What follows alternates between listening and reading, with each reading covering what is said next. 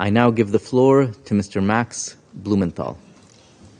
Thank you, and I thank Alex Rubenstein and Wyatt Reed for helping me prepare this address. Wyatt Reed is a journalistic colleague of mine who, in October 2022, happened to be in Donetsk when his hotel was shelled by the Ukrainian military with a apparently U.S.-made howitzer, nearly killing him. He was 100 meters away. I'm also here with my friend, the civil rights activist Randy Kretiko, who was more recently in Donetsk and witnessed regular HIMARS attacks on civilian targets. I am here not only as a journalist who spent over 20 years writing books, producing documentaries, and writing articles about conflict and politics from several continents. I'm also here as an American taxpayer who's been dragooned into funding a proxy war that has become a threat to the regional and international stability at the expense of my countrymen and women. Just June 28th, as emergency crews worked to clean up yet another toxic train derailment in the United States, this time on the Montana River, further exposing our nation's chronically underfunded infrastructure and its threats to our health, the Pentagon announced plans to send an additional $500 million worth of military aid to Ukraine. The development came as Ukraine's army enters the third week of a vaunted counteroffensive that CNN describes as, quote, not meeting expectations, and which even Volodymyr Zelensky says is going slower than desired. As Ukraine's military failed to breach Russia's primary defense line, CNN reported on June 12th that Kiev had lost, quote, lost 16 U.S.-made armored vehicles sent to the country. So what did the Pentagon do?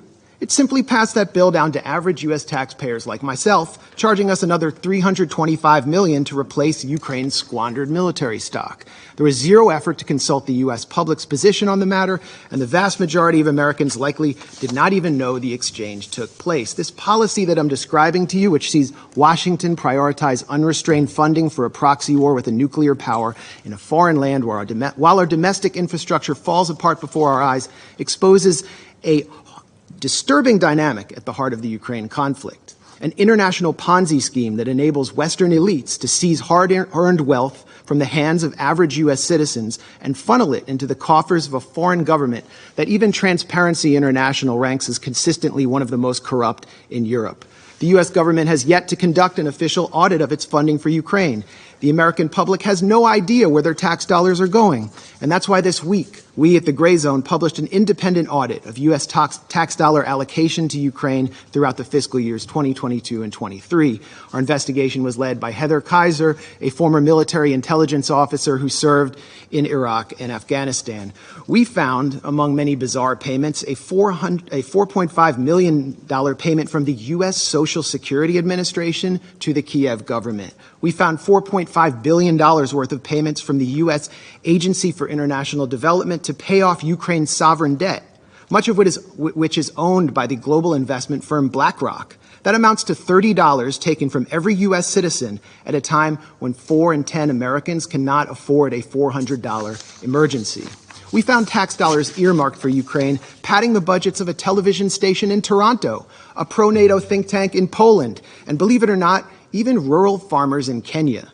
We found tens of millions to private equity firms, including one in the Republic of Georgia, as well as a $1 million payment to a single private entrepreneur in Kiev.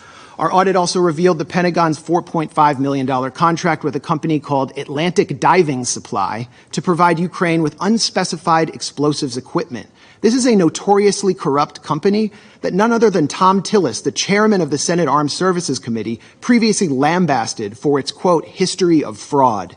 Yet once again, Congress has failed to ensure these shady payments and massive arms deals are properly tracked. In fact, much of the military and humanitarian aid shipped to Ukraine has simply vanished. Last year, CBS News quoted the director of a pro-Zelensky nonprofit in Ukraine who reported that only 30% of aid was reaching the front lines.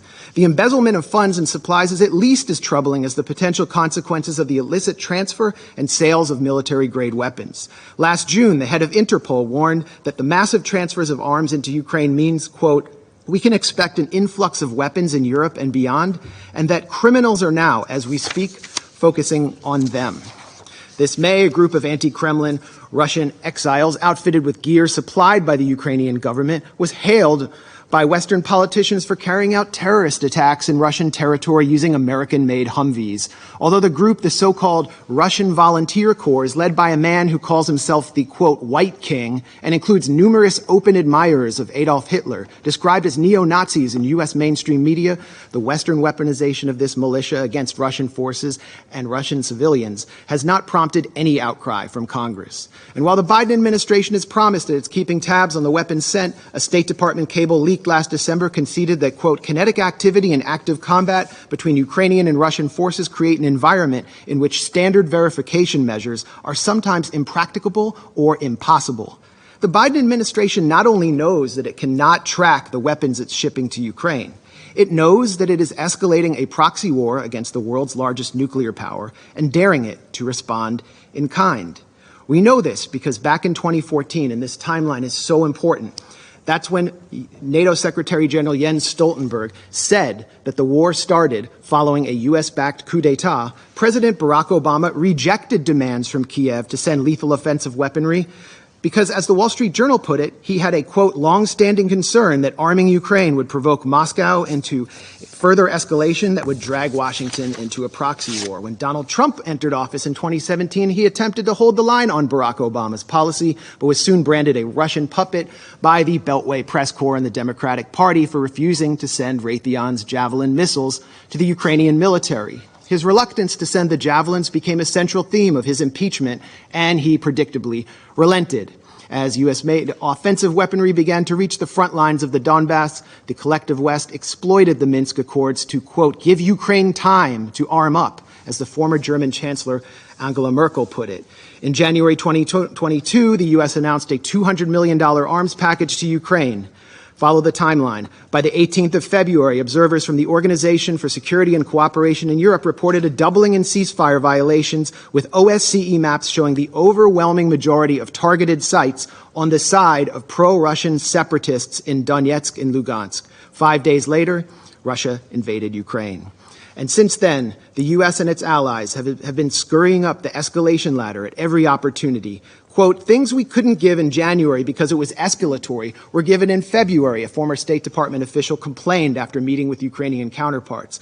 And things we couldn't give in February, we can in April. That has been the distinct pattern, starting with, for crying out loud, Stingers, referring to shoulder-mounted rockets. Joe Biden himself said in March 2022, the idea that we're going to send in offensive equipment and have planes and tanks, don't kid yourself. No matter what you all say, that's called World War III. Just over a year later, Biden changed his tune, backing a plan to provide F-16 fighter jets to Ukraine, and after pressuring Germany to send in the tanks he once feared would provoke World War III. It would only take 2 months from the time Ukraine received HIMARS, Lockheed-made HIMARS systems for the U.S. For the Ukrainian military to begin targeting critical infrastructure, using them to strike the Antonovsky Bridge over the Dnipro River, and again 2 months later in a test strike on the Kakhovka Dam to see if the Dnipro's water could be raised enough to stymie Russian crossings, as the Washington Post reported. 3 weeks ago, the Kakhovka Dam was destroyed, triggering a major environmental catastrophe that caused mass flooding and contamination of the local water supply. Ukraine, of course, blames Russia for this attack, but has produced no evidence. Around this time, Ukraine also baselessly accused Russia of planning a provocation at the Zaporozhye nuclear plant. This triggered a resolution by Senators Lindsey Graham and Richard Blumenthal, no relation to me, calling for NATO to intervene directly in Ukraine and attack Russia if such an incident occurred. The move by Blumenthal and Graham thus established a de facto red line for initiating U.S. military action, much like the one set down in Syria, which, as a former U.S. diplomat commented to journalist Charles Glass, was an open invitation to a false flag. Will we see another Duma deception, but this time in Zaporozhye? This time with nuclear consequences? Why are we doing this? Why are we tempting nuclear annihilation by flooding Ukraine with advanced weapons and sabotaging negotiations at every turn? We've been told by people like Senator Dick Durbin that Ukraine is literally in a battle for freedom and democracy itself, and therefore anyone who opposes military aid to Ukraine opposes the very defense of democracy, according to this logic. So where's the democracy in Vladimir Zelensky's decision to ban opposition parties, to criminalize the media outlets of his legitimate political opponents, to jail his top political rival and his deputies, to raid Orthodox churches and jail clergymen? Where is the democracy in the Ukrainian government's imprisonment of Gonzalo Lira, an American citizen, simply for challenging the official narrative of Ukraine's war? And where is the democracy in Zelensky's recent decision to suspend elections in 2024 on the grounds that martial law has been declared? The answer is that Ukrainian democracy is harder to find these days than that country's commander-in-chief, Valery Zaluzhny. Senator Lindsey Graham has offered a much more grim and more on-the-mark rationale for supplying Ukraine with billions in weapons. As the senator boasted during a recent visit with Zelensky in Kiev, the Russians are dying. It's the best money we've ever spent. I repeat, the Russians are dying. It's the best money we've ever spent. And Graham has also said that Americans are ready to fight this war down to the last Ukrainian. While official casualty numbers are strictly classified, we must worry that Ukraine is well on its way to fulfilling the senator's ghoulish fantasies. As a Ukrainian soldier complained this month to Vice News, we don't know what Zelensky's plans are, but, quote, it looks like the extermination of its own population, like of the combat-ready and working-age population. That's it. Indeed, military cemeteries in Ukraine are expanding almost as rapidly as the Northern Virginia McMansions and beachfront estates of executives from Lockheed Martin, Raytheon, and assorted Beltway contractors benefiting from the second highest level of military spending since World War II. These are the real winners of the Ukraine proxy war, not average Ukrainians or Americans or Russians. The winners, or Europeans for that matter, the winners are people like Secretary of State Tony Blinken, who spent his time between the Obama and Biden administrations launching a consulting firm called West Exec Advisors, which secured lucrative government contracts for intelligence firms and the arms industry. Blinken's former partners at West Exec include Director of National Intelligence Avril Haines, CIA Deputy Director David Cohen, former White House Press Secretary Jen Psaki, and almost a dozen current and former members of Biden's national security team. Defense Secretary Lloyd Austin, for his part, is a former and possibly future board member of Raytheon, and an ex-partner of Pine Island Capital Investment, which collaborates with West Exec and which Blinken himself has advised. Meanwhile, the current U.S. ambassador to this body, the UN, Linda Thomas Greenfield, is listed as a senior counsel at the Albright Stonebridge Group, a self-described commercial diplomacy firm that also finesses government contracts for the intelligence and arms sector, and which was founded by Madeleine Albright, infamously known for her comments that the deaths by sanctions of 500,000 Iraqi children were worth it.